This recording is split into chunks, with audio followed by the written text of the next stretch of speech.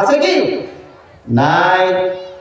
আমার বাবা নাই, আপনার কি জানি বাবা নাই, অমুকের মা নাই, অমুকের দাদা নাই, অমুকের কলিজার টুকরা সন্তান দুনিয়ার মধ্যে গেছে নাই। ভাইয়ের আমার, বন্ধু আমার, আমরা কি আমাদের ছেলে পেলেদেরকে বলছি কোনোদিন?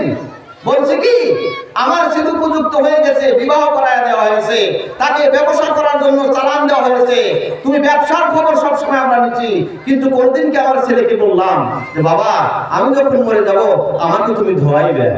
বলছে কি গো মুরব্বীরা বলেন, বলছে কি? বলি নাই। আমার ছেলেকে আমি বলছি বাবা আমি যখন ইন্তেকাল করব আমাকে তুমি কাফন পরাইও, আমাকে তুমি জানাজা করিও, আমাকে তুমি কবরে নামাইও। বলছি কি? বলি নাই। কেন বলি নাই? ছেলে যখন চাইছে বাবা আমাকে মোবাইল কেনা দাও, মোবাইল ছাড়া অনলাইনে ক্লাস করা যায় না, যাচাই করে দেখলাম না, ছেলেকে 20,000 টাকা দিয়ে মোবাইল কিনে দিলাম। দিছি না ভাই? সেই মোবাইল দিয়ে ছেলেরা কি করতেছে? 12 বছরের 14 বছরের ছেলেরা কি করতেছে? আমাকে আপনাকে জাহান্নামের দিকে টাইনে নিয়ে যেতেছে। ওই ছেলের দ্বারা, ওই ছেলের বয়স 14 বছর 15 বছর 20 বছর হয়ে গেছে, কোনদিন ফজরের নামাজ পড়ে দেখে নাই। কেমন ইমানদার আমরা ভাই, কেমন ইমানদার, কেমন ইমানদার। এই তো রাস্তায় আসতে দেখলাম, আমি তো ভাবছি এটা বাজার, বাজার লেগে গেছে, দোকান, ধর্ম সবাইকে আমাদের খালি বেচা কিনির দরকার, আর কোন জায়গায় বেচা কিনির দরকার নাই।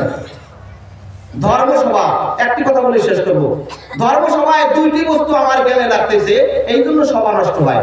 একটি হলে প্রথমে 1 নম্বর আমার জ্ঞানের দ্বারা কইতেছি, আমার চোখে যেটা ধরা পড়ছে, 1 নম্বর দোকান বাদ দিতে হবে। দোকান, ধর্মসভার আশেপাশে তাদের দোকান থাকে না, বাজারে ধর্মসভা হলে সেটা বেলেগ কথা। আর 2 নম্বর হলো কি, খিচুড়ি বন্ধ করতে হবে। খিচুড়ি যদি আমি বন্ধ করি, ধর্মসভায় খিচুড়ি নাই, তাহলে কি হবো? অরিজিনাল যারা ধর্মসভার জন্য পাগল তারাই ধর্মসভায় আসবে।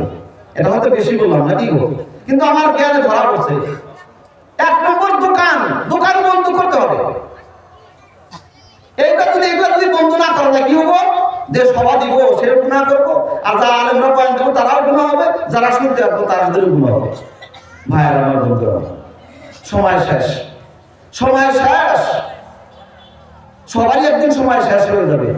চাকরি করানোর রিটায়ার হবে, এমএলএ তার সময় শেষ হয়ে যাবে, আমারও যেমন সময় শেষ হয়ে যাবে, আপনারও সময় শেষ হয়ে যাবে।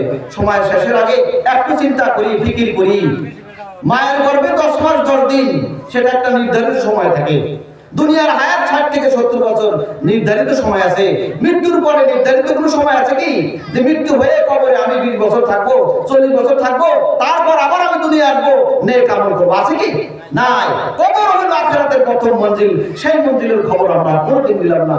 কবরে কেমন করে শুইবো, কেমন করে ঘুমাবো, আমার দুনিয়া, আমার জিন্দেগি, আমার দিন, আমার বছর, আমার দুনিয়ার জিন্দেগি যে মতো হবে ওই মতো মৃত্যু আমার হবে, মৃত্যু আমার যে মতো হবে ওই মতো কবর আমার হবে, কবর আমার যে মতো হবে ওই মতো হাসর আমার হবে, ওই মতো আমার ফয়সালা হবে। ভাইয়েরা, বন্ধুরা, যাই হোক, কথা বলতে হলে সময়ের প্রয়োজন আছে, শুনতে হলে ধৈর্যের প্রয়োজন আছে। শুনতেও হবে, বলতেও হবে, বললেওয়ালা শুনলেওয়ালা উভয়ই কামিয়াব যদি আমরা আমল করি। আমি যেটা বললাম, আমার মধ্যে যদি আমল না থাকে আপনারাও আমল করবেন না। তো ভাই, শেষ করতেছি 2-4টি কথা। আমার তো মনে হয় আমি আল্লাহ পাকের তৌফিকে ফাঁসা কথা বলি না এখানে। যদি ভালো কথা বলে থাকি, আমলের কথা যদি বলে থাকি, প্রথমে আমার জন্য দোয়া করেন আমি যাতে আমল করতে পারি, তারপর আপনাদের জন্য দোয়া থাকলো। আল্লাহ পাক সবাইকে আমল করার তৌফিক দান করুন। সবাই বলুন আমিন। আমি শেষ করতেছি, ওয়াকিল দাওয়ানা আলহামদুলিল্লাহি রাব্বিল আলামিন। আসসালামু আলাইকুম ওয়া রাহমাতুল্লাহি ওয়া বারাকাতুহু।